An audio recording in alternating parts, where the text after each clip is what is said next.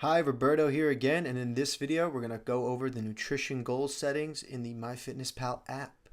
So, in the goals section, you're going to notice the nutritional goals are here, and then right underneath it says calorie and macronutrient goals. You can customize your default or daily goals. Below that are two sections that are locked unless you're a paid member. And all these sections do is allow you to count calories by each meal and then show carbs, protein, and fat by each meal.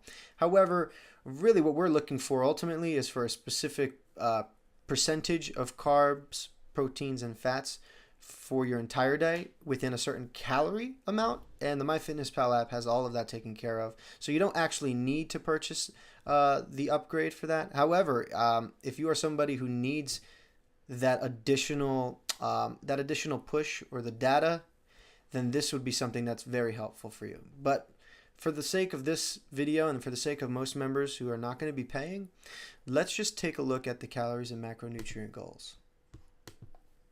So once we click in, it has a default goal, and it has some arbitrary amount of calories, carbohydrates, proteins, and fats. Aside from the numbers here, okay, let's actually talk about the carbs, protein, and fats here. On a ketosis diet, we want to manipulate the amount of those macronutrients, or rather the percentage of those macronutrients, to be around 70 to 75% fat, like 5 to 10% carbohydrates, and 10 to 15% protein. Okay, and how do we do that? Well, once we click in to one of these, let's say carbohydrates, what you can do is manipulate the percentage of your daily count. So in this way, what you're going to do is go over to the percentage and just go all the way down. Some of you, it's going to be 5. Some of you, it might take zero carbs to get into ketosis because your body is so glucose dependent that any amount of carbohydrate is still enough to make your body prefer the glucose that's in its system rather than choosing fat. So ideally though, let's stick with 5 for now. You know what? Let's be conservative. Let's go with 10. We'll stick with 20% protein, which leaves us with 80%. Let's do 25% protein.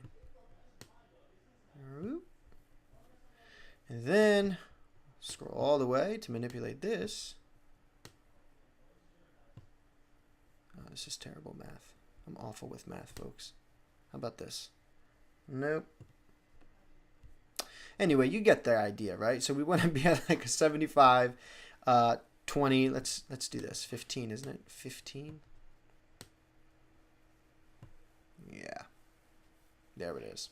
75, 15, and 10. That's the breakdown of these macronutrients, okay?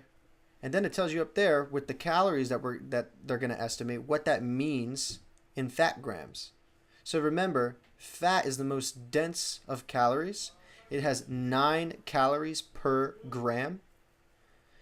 So when you multiply 174 grams times 9, you're going to get the amount of calories of fat that you're going to have throughout the day on your calorie goal if the fat calories are supposed to be 75%.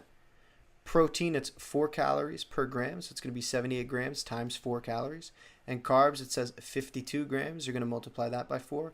Now, this is clearly off. I mean, I don't think any of us are going to be eating 52 grams of carbs on this diet. But we're going to get into how to manipulate those carbs, or excuse me, the calories in a moment. But anyway, this is just how you manipulate the goals, the target goals. Don't get too caught up in the weeds here. You can set it up yourself. The app itself on you got to step outside of the game for a second. If you're doing this on your own and you're eating on a daily basis and you're tracking the food that you're eating, this app will take care of most of it, all of it actually. And if you haven't set this up, it's still fine because the nutrient pie, the nutrient or macronutrient pie that I'll show you in a video or two, will have that breakdown of what the percentages of those were. However, doing this will actually allow you to say, will allow the app to create an ideal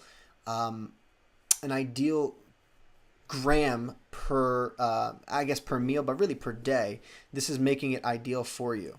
So in a day, if you want 75% of your calories to come from fat, it's going to be 174 grams of fat. If you know that there are 10 grams of fat in the peanut butter that you just ate, well, that's 10 grams knocked off of the 174 grams allocated for that day. You with me on that?